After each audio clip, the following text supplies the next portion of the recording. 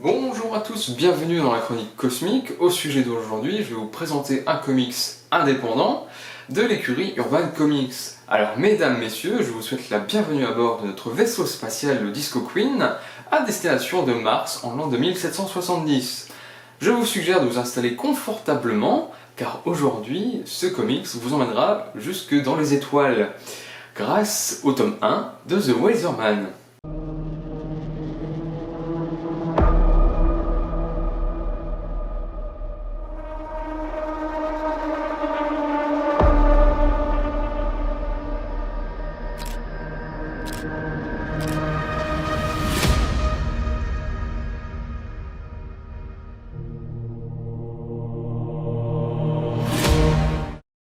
Alors, lecteurs, lectrices, commençons.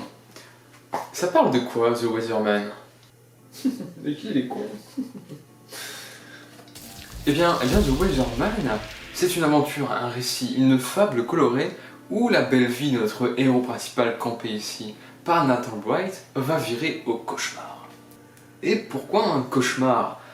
Parce qu'on l'accuse d'être l'ennemi numéro 1, c'est-à-dire un terroriste qui aurait réduit en poussière des millions de vies sur Terre. Alors est-il celui que tout le monde affirme comme l'ennemi numéro 1 de la galaxie? Pour tenter de résoudre ce mystère, il sera accompagné de l'agent Amanda Cross, qui jouera le rôle de garde du corps / petite amie bien vénère qu'il ne faut pas emmerder. Alors passons maintenant à ma critique du tome 1 de The Weatherman. Eh bien je dois l'avouer, j'ai extrêmement aimé ce récit indépendant, je le tiens à souligner.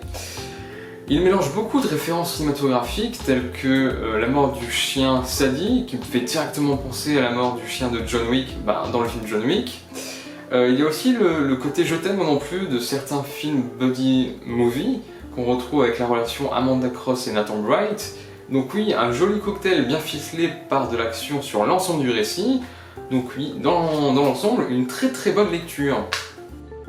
En termes de scénario, c'est une idée brillante, alors si vous ne désirez pas vous faire spoiler, je vous encourage à quitter la vidéo en laissant un pouce bleu. Car oui, le bleu c'est ma couleur préférée. Alors après je dis ça comme ça, vous faites comme vous voulez. Au fil de l'intrigue, on découvre des personnages complets et extrêmement bien écrits, qui ont tous été touchés de près ou de loin par l'attaque terroriste, et ça c'est juste brillant.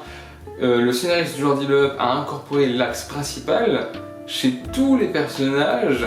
Par exemple, il y a Amanda qui a perdu son fils, il y a Monsieur Fitch qui a perdu son mari et sa fille, et oui, c'est intelligent d'avoir incorporé cet grand axe scénaristique. Alors, on sent vraiment la charge émotionnelle de chaque personnage, et on sait pourquoi ils ont une dent contre ce cher Nathan, qui est, je vous le rappelle, l'ennemi numéro 1. Du côté de la réalisation graphique, nous la devons à Nathan Fox, dont j'ai découvert le travail sur ce récit, en même temps que Jody Loeb. Alors en termes de réalisation, c'est très bien réalisé, c'est très bien dessiné, c'est très rythmé, et c'est très coloré aussi. Le petit bémol que je peux lui reprocher, où sont les doubles pages?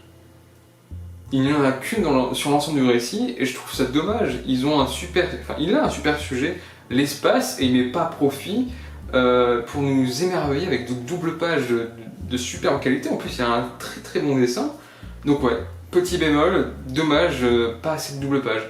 J'espère que dans le tome 2 il y en aura beaucoup, j'ai déjà le tome 2, j'attends de le lire.